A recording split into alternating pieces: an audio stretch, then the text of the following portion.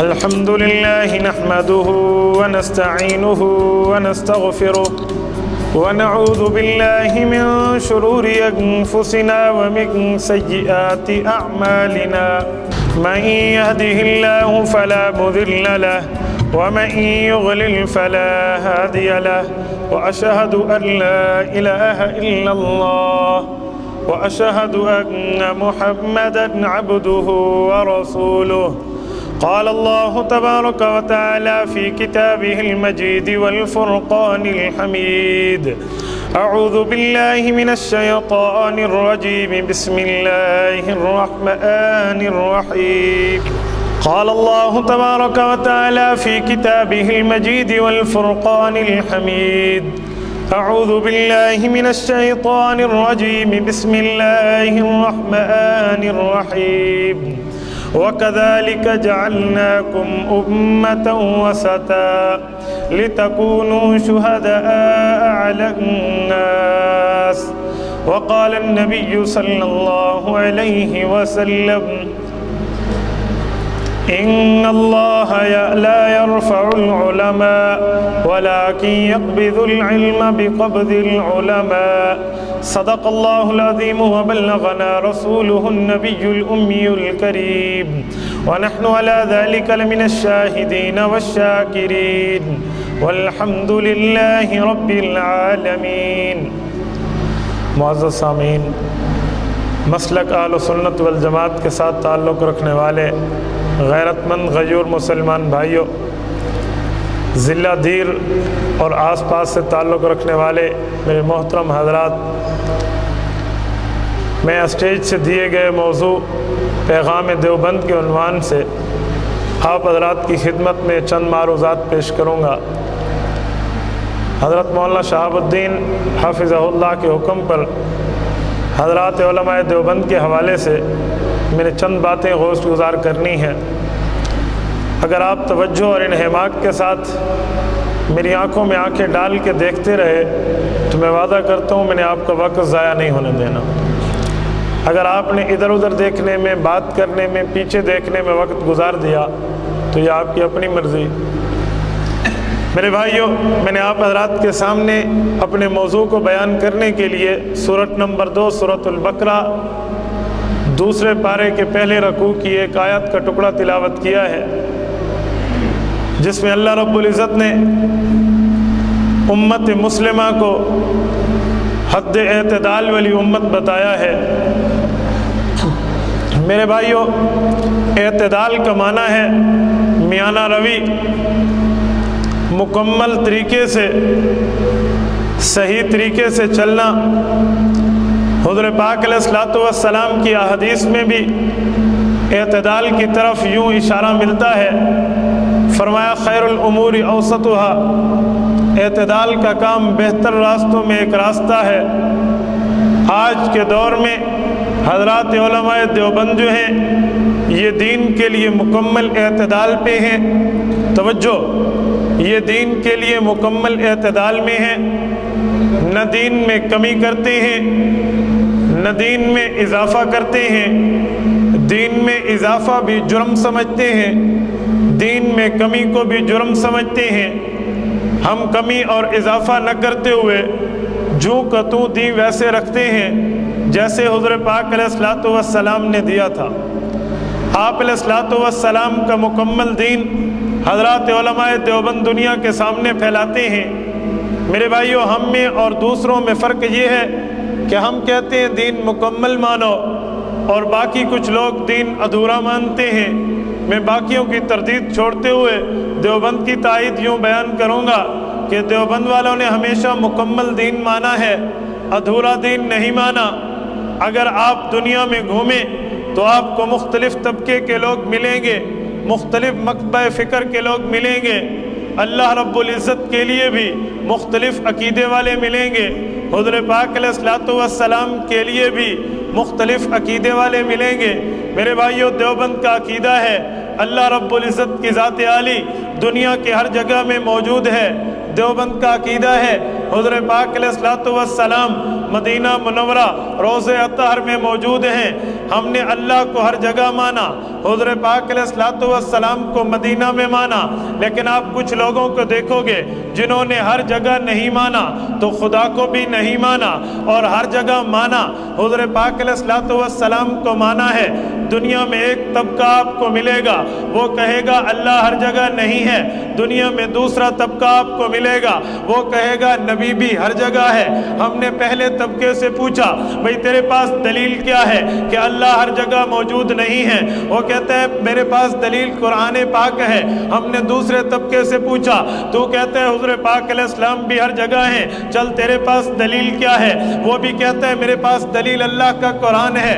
ہم نے کہا اللہ ہر جگہ موجود نہیں ہے، اپنی دلیل پیش کر۔ وہ دلیل پیش کرتے ہوئے کہتا ہے قرآن پاک میں اللہ نے فرمایا الرحمن علی العرش استوى، اللہ نے استوا عرش پہ پکڑا ہے۔ اس کا معنی ہے اللہ عرش پہ ہے۔ جب اللہ عرش پہ ہے تو باقی جگہ نہیں ہے، اللہ عرش پہ ہے تو آسمانوں میں نہیں ہے، اللہ عرش پہ ہے تو زمینوں میں نہیں ہے۔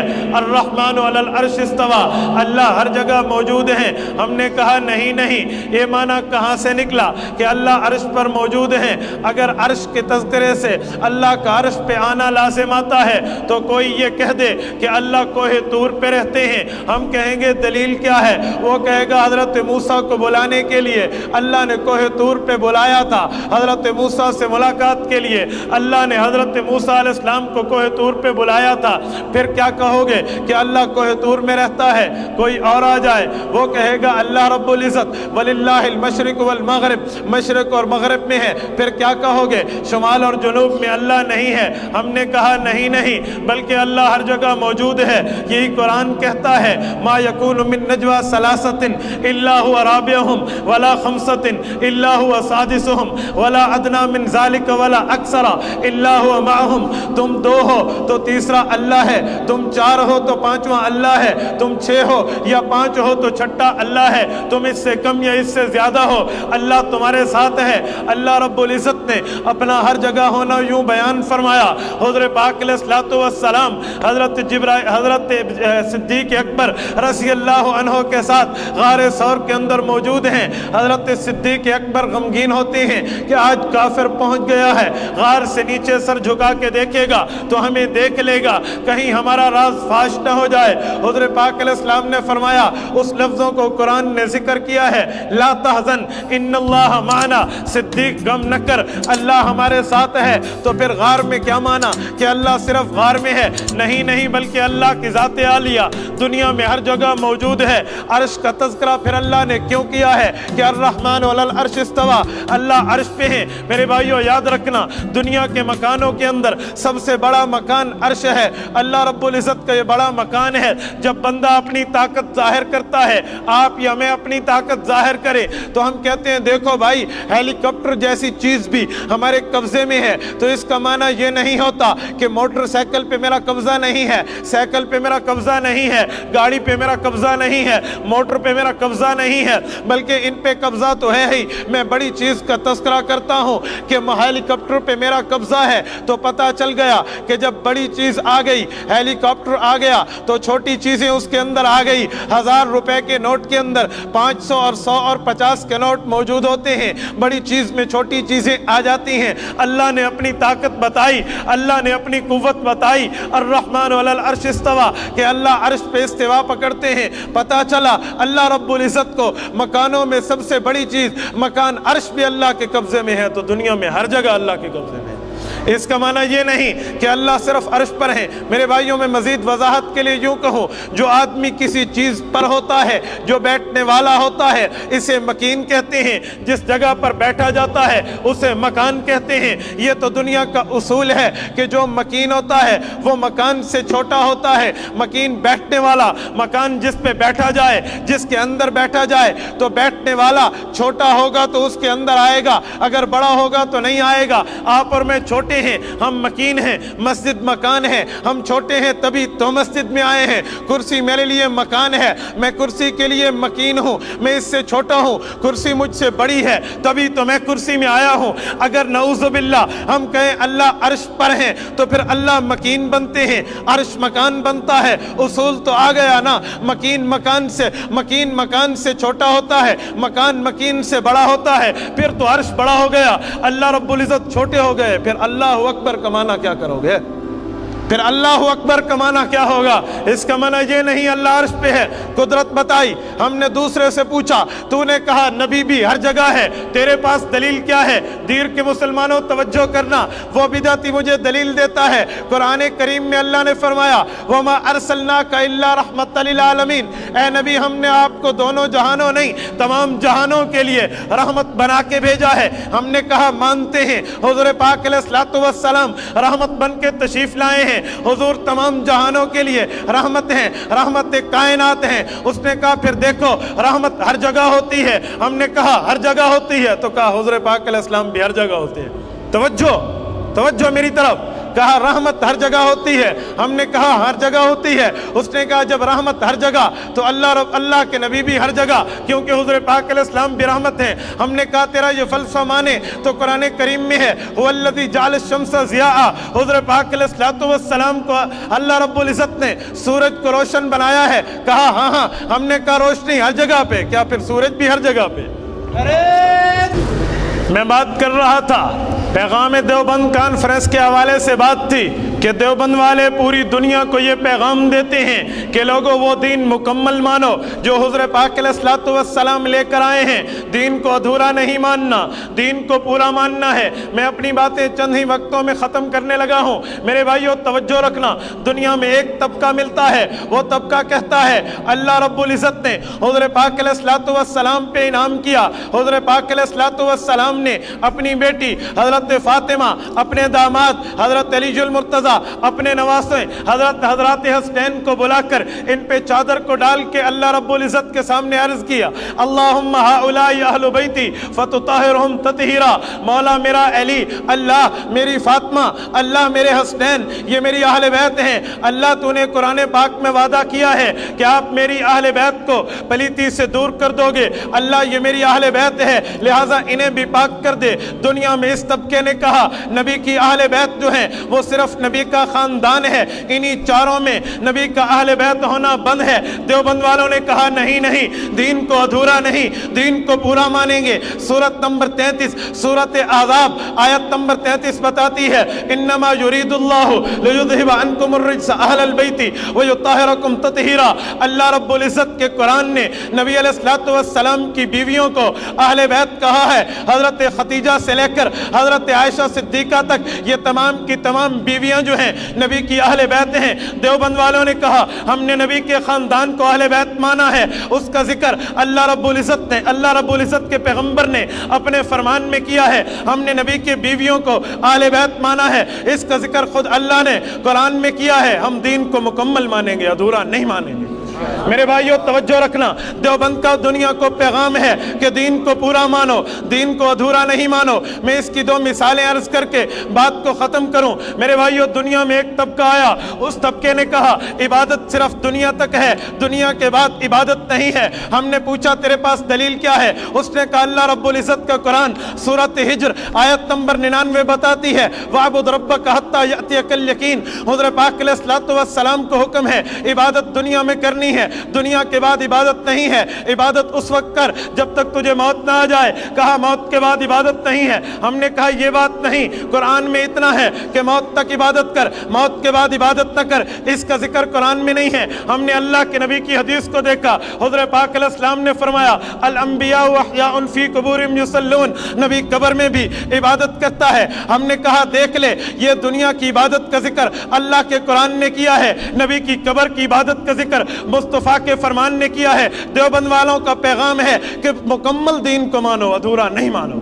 हमने नबी की दुनिया वाली नमाज मानी अल्लाह के कुरान की वजह से, नबी की कब्र वाली इबादत मानी अल्लाह के नबी के फरमान की वजह से। मेरे भाइयों तवज्जो रखना, देवबंद वालों का दुनिया में पैगाम है। मेरे भाइयों याद रखना, अल्लाह रब्बुल इज़्ज़त ने जिहाद का हुक्म दिया है। जिहाद में जब बंदा जाता है बंदे की रूह भी जाती है, तवज्जो, बंदे की रूह भी जाती है, बंदे का जिस्म भी जाता है। लेकिन जब बंदा जाता है जिहाद में इसको फायर लगा, कलाशनकोफ की गोली लगी या तलवार लगी, ये शहीद हो जाता है। अल्लाह रब्बुल इज़्ज़त ने शहीद के जिस्म की जिंदगी को यूं बयान किया है। सूरत नंबर 2 सूरत बकरा आयत नंबर 154 में वला तक़ूलू लिमन युक्तल कह के जिस्म की जिंदगी को बयान किया है। सूरत नंबर 3 सूरत आल इमरान आयत नंबर 169 कह के वला तहसबन्नल्लज़ीना कुतिलू कह के जिस्म की जिंदगी को बयान किया है कि जो कत्ल होता है जिंदा वही है। फेले कत्ल जिस्म पे वारिद हुआ है, लिहाजा जिस्म की जिंदगी अल्लाह का कुरान बताता है।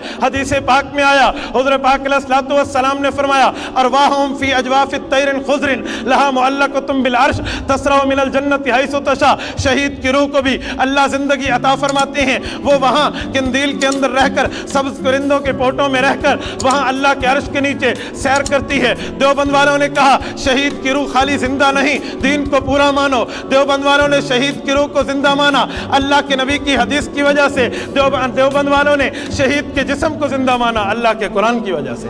हमने दीन को पूरा माना है, दीन को अधूरा नहीं मानना। ये पैगाम देवबंद है। मेरे भाइयों रासुल की अजमत को तराजू में न तोल, ये तो हर दौर में अनमोल रहा है। मेरे भाइयों याद रखना, हुज़ूर पाक अलैहिस्सलातु वस्सलाम के बाद हज़रत खुलफ़ाए राशिदीन ने हज़रत अबू बकर, हज़रत उमर, हज़रत उस्मान, हज़रत अली रज़ियल्लाहु ताला अन्हुम ने दीन को चमकाया है। वला युमक्किनन्न लहुम दीनहुम, दीन की तमकीन की है, दीन को मजबूत किया है। देवबंद वाले उन्हीं खुलफ़ाए राशिदीन की औलाद हैं, उन्हीं खुलफ़ाए राशिदीन के वारिस हैं। उस दौर में हज़रत सिद्दीक़ अकबर थे, तो हज़रत सिद्दीक़ अकबर की नस्ल से बानी दारुल उलूम देवबंद हज़रत मौलाना मोहम्मद कासिम नानोतवी आते हैं। हज़रत अबू बकर सिद्दीक़ की नस्ल से हज़रत मौलाना कारी मोहम्मद तैयब कासमी निसफ सदी तक दारुल उलूम देवबंद के मुहतमिम रहने वाली शख्सियत आती है। उस दौर में खलीफा दौम हज़रत उमर फारूक थे, हज़रत उमर फारूक की नस्ल से हकीम उल उम्मत हज़रत अशरफ अली थानवी आते हैं। उस दौर में दीन को चमकाने वाले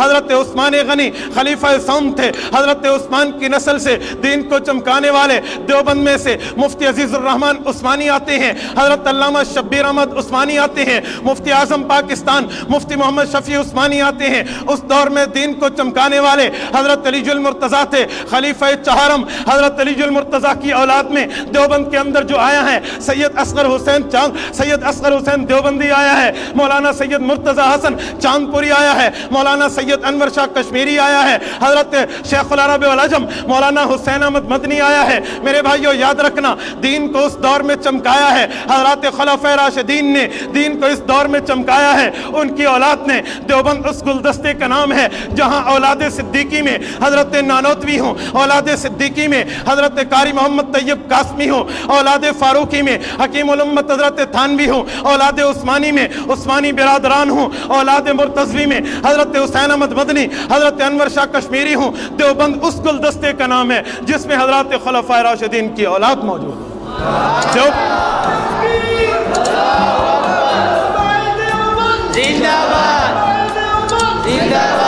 देवबंद वालों ने दीन को चमकाया है। मैं बात का खुलासा पेश करके बात को ख़त्म करूं। उस्ताद मोहतरम मौजूद हैं, मैं तो उस्ताद मोहतरम के साथ अपने इस्तिफ़ादा की गर्ज से चला हूं। हम तो फिर भी आ सकते हैं, अपना सूबा है, अपनी जगह है, मुलाकात होती रहेगी। असल बयान तो उस्ताद मोहतरम का है। लेकिन मेरे भाइयों याद रखना, देवबंद वालों की तरफ से पूरी दुनिया को पैगाम है कि दीन